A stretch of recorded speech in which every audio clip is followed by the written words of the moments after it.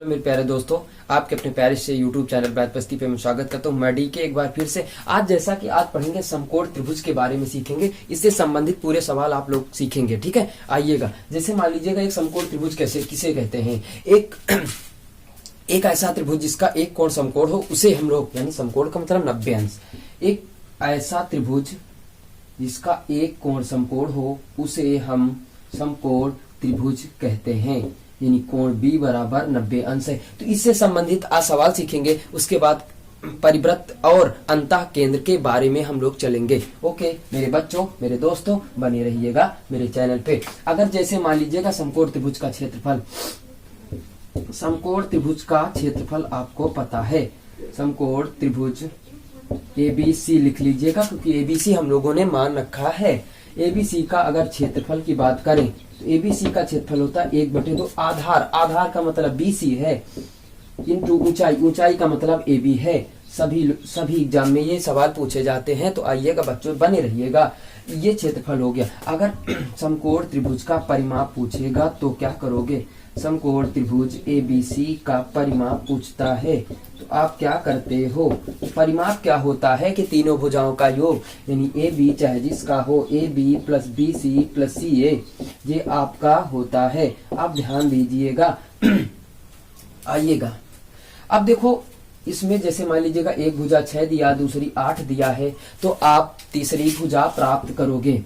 ठीक, तीसरी भुजा प्राप्त करोगे। कैसे प्राप्त करते हैं कि समकोण त्रिभुज में पाइथागोरस प्रमेय लगती है, जिसे हम लोग बोलते हैं। पाइथागोरस की प्रमेय परिभाषा क्या होती है कि किसी समकोण त्रिभुज में कर्ण भुजा का वर्ग शेष दोनों भुजाओं के वर्गों के योग के बराबर होता है, उसे हम पाइथागोरस प्रमेय के नाम से जानते हैं। यानी क्या कहेंगे, किसी समकोण त्रिभुज में कर्ण भुजा का वर्ग शेष दोनों भुजाओं के वर्गों के योग के बराबर होता है, उसे हम पाइथागोरस प्रमेय के नाम से जानते हैं। जैसे मान लीजिएगा पाइथागोरस आपका AC स्क्वायर बराबर लंब स्क्वायर यानी AB स्क्वायर प्लस आधार स्क्वायर BC स्क्वायर। AC का मान नहीं मालूम, इसका मान मालूम है 6, इसका मान 8 मालूम है। ये हो जाएगा 36, ये हो जाएगा 64, टोटल हो जाएगा 100। स्क्वायर यहाँ से पुटअप कर देते हैं, आपका कितना आ जाएगा, रूट निकाल लेते तो 10 आ जाता है। ये आपका 10 आ जाएगा। अब यहाँ पे मान रखेंगे, सब लोग निकाल लेंगे। अगर समकोण त्रिभुज में दो भुजाएं देता है, कोई दो देगा और तीसरी भुजा आपको निकालनी पड़ेगी। जैसे मान लीजिएगा आपको एक दूसरा समकोण त्रिभुज बना के दे दिया उसने, और आपसे कहा कि क्षेत्रफल बताइएगा।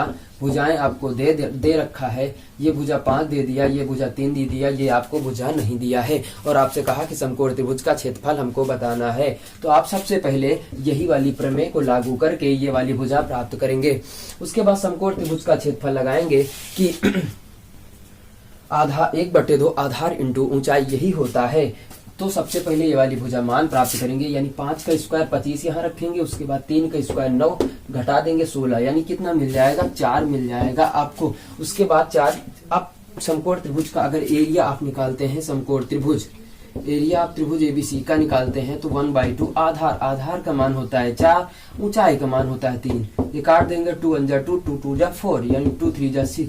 ये आ जाएगा। क्षेत्रफल कभी ऋणात्मक नहीं होता है, अगर धन में हमेशा सदैव धन में होता है। अगर ऋणात्मक आएगा तो बच्चों आप सीधा लिख दो कि दूरी और क्षेत्रफल कभी ऋणात्मक नहीं होता है। पॉइंट नंबर नोट कर लीजिएगा कि दूरी और क्षेत्रफल कभी ऋणात्मक नहीं आता है, इसलिए ऋण में नहीं लिखा जाएगा, धन में ही लिखा जाएगा। तो कितना आ गया, 6 वर्ग इकाई, या मीटर में दिया है तो मीटर स्क्वायर या सेंटीमीटर स्क्वायर या वर्ग इकाई या वर्ग मीटर या वर्ग सेंटीमीटर कह सकते हैं हम लोग। इसमें नापा जाता, अगर जैसे मीटर में दिया है तो कितना आएगा, मीटर स्क्वायर आएगा। ठीक, सेंटीमीटर में दिया है तो सेंटीमीटर स्क्वायर आएगा। ओके, आप क्या लिख सकते हो, वर्ग मीटर। ठीक, वर्ग सेंटीमीटर। ठीक, अगर कुछ नहीं पता है तो वर्ग इकाई लिख सकते हैं हम लोग, इनमें नापा जाता है। अब आइएगा आगे देखते हैं। परिमाप निकालना, परिमाप आप तीनों भुजाओं का योग होता है। तो बच्चों समकोण त्रिभुज से अगर संबंधित कोई सवाल आपका मिल जाता है तो आप लोग आसानी से प्राप्त कर लेंगे, कोई दिक्कत नहीं बस फंसेगी। अगर क्षेत्रफल निकालना आता है, परिमाप निकालना आता है, निकाल लोगे। बाकी शेष अगले वीडियो में बताएंगे हम। दैट्स ऑल बच्चों, ओके, बाय बाय।